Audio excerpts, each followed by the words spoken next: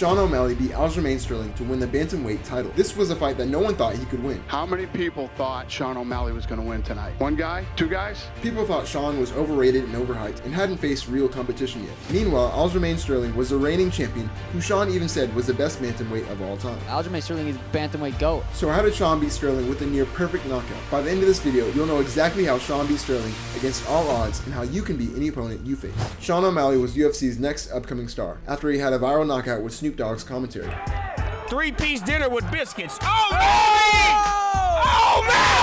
He followed that with an exciting win streak. His viral knockouts combined with his colorful personality led him to quickly build a massive social media following and an impressive record. But people complained that the UFC gave him easy fights to build his stardom, and that he was overhyped because he'd basically become a UFC star without ever being tested or winning a championship belt. So when the fight was announced that he would fight Aljamain Sterling, the reigning bantamweight champion, people saw this as the perfect person to finally put an end to the hype. Everyone predicted Sterling would win. Who wins? I think Sterling. I think Sterling wins. I'd go Aljo. Even Sean knew he was fighting an uphill battle. This was the most danger I felt in going into a fight. This was his first title shot, and he was against an all-time great. To make matters worse, if he lost, all his critics would be proven right that he was just all hype. But once the cage closed, a sense of calm came over him as the confidence in his preparation took over. While in the first round there wasn't much action as they just felt each other out, in the second round Sean hit him with a strong right hand, resulting in a shocking knockout. The crowd went nuts, and Sean was crowned the new bantamweight champion, instantly establishing himself as a UFC superstar. So how did he do it? To be honest, if I wasn't me and I was looking at me versus Aljo, I probably would have put money on Aljo too. This likely sounds as the opposite of what you would expect from a champion, but this is exactly why he won. Let me explain. My senior year of high school, we were the best team in the league.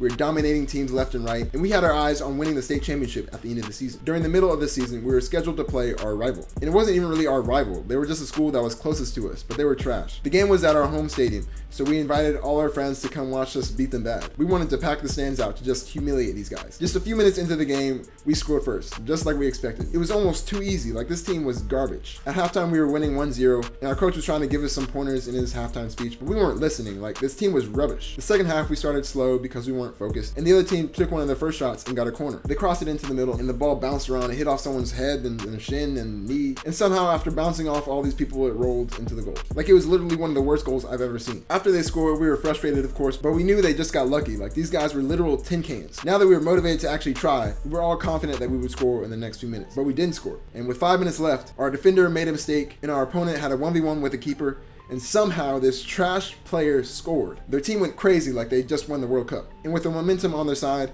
we weren't able to come back, and we lost the game. It was one of the most embarrassing losses of my life. All our friends and family were watching, any girls that we thought we had a chance with were watching, and the worst part is we knew we should have won. And that's what led to our downfall. We didn't respect our opponent, and we underestimated them. At the same time, we overestimated our own abilities. We thought we were the best in the league, and that we wouldn't make any major mistakes that would cost us the game. If we just would have respected our opponent, we would have won the game, no problem, but we didn't. I'm guessing something like this has happened to you, because if you've played sports at all, you've probably lost to an opponent that you should have beat. And for that to happen in that moment, you and I had to have the mindset of a loser. But you can change this if you learn carefully from Sean O'Malley, because in this fight, he had the mindset of a winner. Sean didn't underestimate his opponent. He fully respected Sterling's abilities, and that made him train harder and be extra cautious about making any mistakes that could cost him the fight. But he also didn't overestimate his opponent and gave him so much respect that he was scared of him. The difference is that while he respected his opponent's abilities, he still had confidence in his own abilities. I was a little bit nervous for this fight, but I never lost the confidence because I know what I possess in this. I am, baby! To make sure you don't underestimate nor overestimate your opponent,